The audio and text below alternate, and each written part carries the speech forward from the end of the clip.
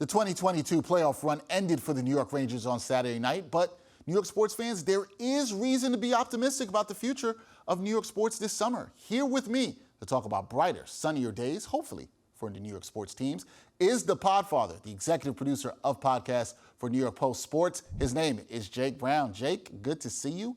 Unfortunately, I have some news for you that isn't good. You will not be up in the blue seats for this year's Stanley Cup Finals. But what do you make of the Rangers' playoff run in 2022? And do you think the team has a bright future? Yeah, Dex, we might have seen divorce rates go up for men choosing to pay for Stanley Cup Finals tickets over paying the mortgage for the month. But luckily, those families will not have to face those problems. This was quite the playoff run this year. I mean, so many special moments, so many comebacks, a team that really embraced that no quit in New York mantra, coming back from 3-1, coming back from 2-0 and 3-2, and then making things interesting against the back-to-back champion Tampa Bay Lightning. Rangers fans, I know it's a tough pill to swallow today, but moving forward, what a season, what a team, what a head coach, what an enormous goalie that's one of the best on the planet, and a lot of question marks. I think, the future is 100% bright, and this team is far ahead than what they thought they would be in terms of development and a rebuild.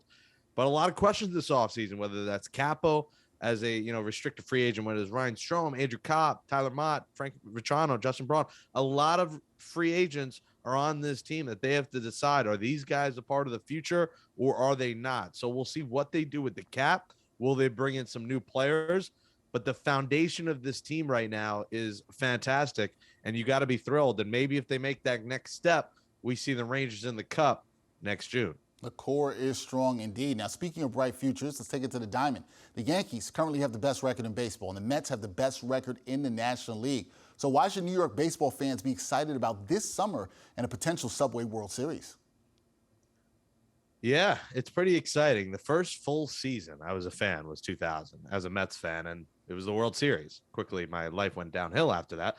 But it was an exciting time for New York, and I remember just the joy of the city of both teams being in it. And there seems to be something in New York where everyone's good at the same time. Like this year, Rangers, the Giants made the Super Bowl that year. It's just a New York themed thing where we see them out and about. But yeah, the Yankees are bashing home runs like they're on steroids. I mean, what the hell's going on out here? I mean, it's incredible how well they're hitting the baseball. Their pitching is fantastic.